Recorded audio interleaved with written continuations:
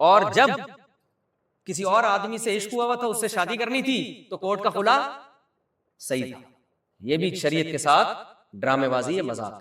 تو کورٹ کا خلا چند صورتوں میں ٹھیک ہوتا ہے، شوہر کی طرف سے ظلم ثابت ہو جائے اور وہ مخصوص نوعیت کا ظلم. ادروائز جج کے پاس کسی کی بیوی کو طلاق دینے کا حق یا نکاح ختم کرنے کا حق نہیں ہے. اس میں جو بھی اسکالر کہتے ہیں نا کہ حق ہے، غلط بول رہے ہیں، بالکل 100% غلط بول رہے ہیں. اللہ تعالیٰ نے طلاق کا حق مرد کے ہاتھ میں دیا ہے، نکاح ختم کرنے کی چابی آپ شوہر کے پاس دی ہے، کسی اور کے پاس نہیں دی ہے. شوہر کے باپ کو یہ رائٹ نہیں ہے، جج کے پاس کہاں سے رائٹ آ گیا؟ جج اپنی بیوی کو چھوڑ سکتا ہے، دوسروں کی بیویوں کو نہیں چھوڑ سکتا. اچھا میرے بھائی آگے ہم چلتے ہیں جلدی سے. اس میں جہاد کے بھی بہت اہم احکامات ہیں. اللہ نے فرمایا جو لوگ اللہ کے راستے میں لڑتے ہیں وہ کبھی ان کے برابر نہیں ہو سکتے جو اللہ کے راستے میں نہیں لڑتے. اور جو اللہ کے راستے میں جان اور مال کے ساتھ جہاد کرتے ہیں، اللہ نے ان کو پیچھے بیٹھنے والوں پر بہت زیادہ فضیلت دی.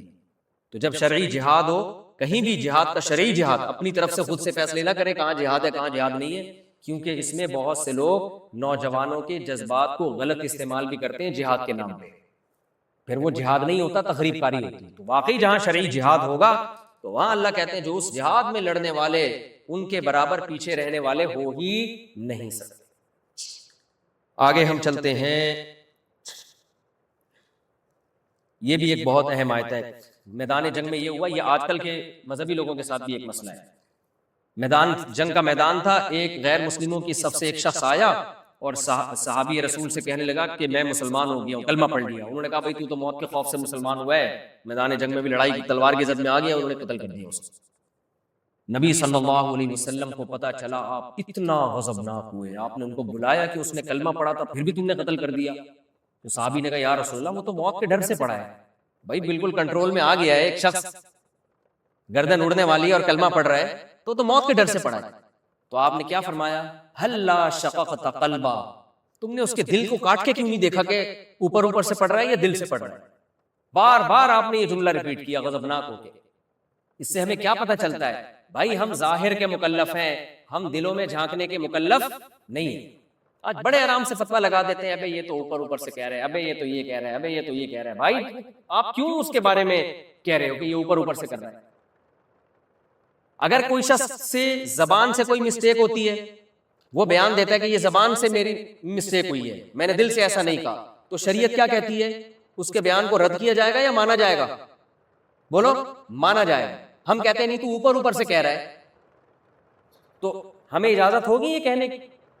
جب نبی نے فرمایا کہ بھائی تم نے دل کو چیر کے دیکھا ہے، تو یہاں یہ آیت بھی نازل ہوئی کہ اے ایمان والو جب کوئی تمہاری طرف یعنی اسلام قبول کر لے تو تم یہ نہ کہا کرو لستا مومنا کہ تم مومن نہیں ہو. یہ کہنے کا تمہیں حق نہیں ہے. اس کے دل کی حالت کون جانتا ہے؟ اللہ جانتا ہے. تو شریعت نے ہمیں ظاہر کا مکلف بنایا ہے، دلوں میں گھسنا کہ دل میں کیا ہے اس کے. اسی سے یہ بھی پتہ چلتا ہے کہ دیکھو ریاکاری ہے، یہ شو بازی ہے، یہ بھی دل کی چیزیں ہیں. کون شو باز ہے، کون اللہ کی نعمت کو ظاہر کرنے کے لیے اپنی نعمتوں کو دکھا رہا ہے، یہ سب ان سب چیزوں کا تعلق کس سے ہے؟ دل سے. ہمارے یہاں سوال آیا کہ قاری صاحب بہت بنا کے تلاوت کرتے ہیں اور بڑی زبردست آواز میں، وہ ان کے دل میں ریا ہے. ہمارے استاد نے لکھا بھائی ریا کا تعلق دل سے ہے اور دل میں کسی کوئی جھانک نہیں سکتا. ہو سکتا ہے وہ اس لیے بنا کے تلاوت کر رہے ہو کہ اللہ کا کلام ہے، اس کو عزت دینی چاہیے، لوگوں کو سننے میں مزہ آئے، یہ بھی تو نیت ہو سکتی ہے نا. تو آپ نے کیوں فرض کر لیا کہ وہ شو مارنے کے لیے ہی کر رہے ہیں؟ تو ہمیں شریعت نے ظاہر کا مکلف بنایا ہے، ہمیں لوگوں کے دلوں میں جھانکنے کی اجازت نہیں ہے، کیونکہ ہمیں نظر نہیں آئے گا دل میں کیا ہے. اسی سے یہ بھی پتہ چل گیا، ایک آدمی دوسری شادی کر رہا ہوتا ہے، لوگ کہتے ہیں ابے یہ تو عیاشی کے لیے کر رہا ہے. بھائی ہو سکتا ہے سنت پوری کرنے کے لیے کر رہا ہوں، کیا خیال؟ ہو سکتا ہے کسی بیوہ کی مدد کے لیے کر رہا ہو، اور ہو سکتا ہے عیاشی کے لیے کر رہا ہو. تو تمہیں تکلیف کیا ہو رہی ہے؟ مان لو عیاشی ہی کے لیے کر رہا ہے، کر تو حلال کام رہا ہے نا.